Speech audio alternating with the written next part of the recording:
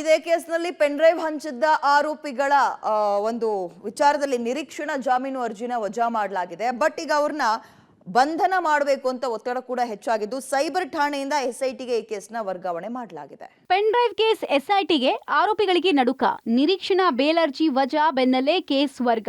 ರಾಜ್ಯದಲ್ಲಿ ಕೋಲಾಹಲ ಎಬ್ಬಿಸಿರುವ Prajwal pen drive ಪ್ರಕರಣದ ತನಿಖೆಯನ್ನ ವಿಶೇಷ ತನಿಖಾ ತಂಡ ಚುರುಕುಗೊಳಿಸಿದೆ. ಏಪ್ರಿಲ್ 21ನೇ ತಾರೀಕು ಪೆನ್ ಡ್ರೈವ್ಗಳಲ್ಲಿ ಅಶ್ಲೀಲ ವಿಡಿಯೋ ತುಂಬಿ ಜನನಿಬಿಡ ಪ್ರದೇಶದಲ್ಲಿ ಬಿಸಾಡಿ ಹೋಗಲಾಗಿತ್ತು. 23ನೇ ತಾರೀಕು ಎನ್ಡಿಎ ಅಭ್ಯರ್ಥಿ ಪ್ರಜ್ವಲ್ ಏಜೆಂಟ್ ಪೂರ್ಣಚಂದ್ರ ಎಂಬುವರು ಪ್ರಜ್ವಲ್ ಮಾಜಿ ಕಾರು ಚಾಲಕ ಕಾರ್ತಿಕ್, ಶ್ರೇಯಸ್ ಪಟೇಲ್ ಅತ್ಯಾಪ್ತ ಪುಟ್ರಾಜು, ಚೇತನ್, ಸಚಿವ ಜಮೀರ್ ಅಹಮದ್ ಆಪ್ತ ನವೀನ್ ಗೌಡ ಹಾಗೂ ಶರತ್ ಅಲಿಯಾಸ್ ಕ್ವಾಲಿಟಿ ಬಾರ್ ಶರತ್ ವಿರುದ್ಧ ಹಾಸನ ಸೆನ್ ಪೊಲೀಸ್ ಠಾಣೆಗೆ ದೂರು ಕೊಟ್ಟಿದ್ದು, ನವೀನ್ ಗೌಡ ಹಾಗೂ ಇತರರು ಅಂತ ಪ್ರಕರಣವನ್ನ ದಾಖಲು ಮಾಡಲಾಗಿತ್ತು. ಇಲ್ಲಿವರೆಗೂ ಸೈಬರ್ ಕ್ರೈಂ ಪೊಲೀಸರೇ ಪ್ರಕರಣದ ತನಿಖೆಯನ್ನು ನಡೆಸ್ತಾ ಇದ್ರು. ಆದರೆ 4 ಆರೋಪಿಗಳು ನಿರೀಕ್ಷಣಾ ಜಾಮೀನಿಗಾಗಿ 3ನೇ ಅಧಿಕ ಮತ್ತು ಸತ್ರ ನ್ಯಾಯಾಲಯದಲ್ಲಿ ಅರ್ಜಿ ಸಲ್ಲಿಸಿದ್ದು, ನ್ಯಾಯಾಲಯ ಅರ್ಜಿಯನ್ನು ವಜಾಗೊಳಿಸಿತ್ತು. ಶರತ್ ಎಂಬುವರು ನ್ಯಾಯಾಲಯದಲ್ಲಿ ಅರ್ಜಿ ಸಲ್ಲಿಸಿರಲಿಲ್ಲ. ಪೆನ್ ಡ್ರೈವ್ ಹಂಚಿದವರು ಬಂಧನ ಯಾಕಾಗಿಲ್ಲ ಅಂತ ಬಿಜೆಪಿ ಜೆಡಿಎಸ್ ನಾಯಕರು ಪದೇ ಪದೇ ಆರೋಪಿಸ್ತಾ ಇದ್ರು.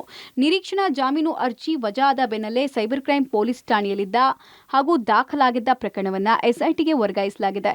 ಇದರಿಂದ ಪೆನ್ ಡ್ರೈವ್ಗೆ ಅಶ್ಲೀಲ ವಿಡಿಯೋ ಅಪ್ಲೋಡ್ ಮಾಡಿ ಎಲ್ಲೆಡೆ ಹಂಚಿಕೆ ಮಾಡಿದವರಿಗೆ ಡವಡವ ಶುರುವಾಗಿದೆ. ಈಗಾಗಲೇ ನಿರೀಕ್ಷಣಾ ಜಾಮೀನು ಅರ್ಜಿ ಸಲ್ಲಿಸಿದ್ದ 4 ಆರೋಪಿಗಳು ಅರ್ಜಿ ವಜಾ ಆದ ಬೆನ್ನಲ್ಲೇ ತಲೆಮರೆಸಿಕೊಂಡಿದ್ದಾರೆ.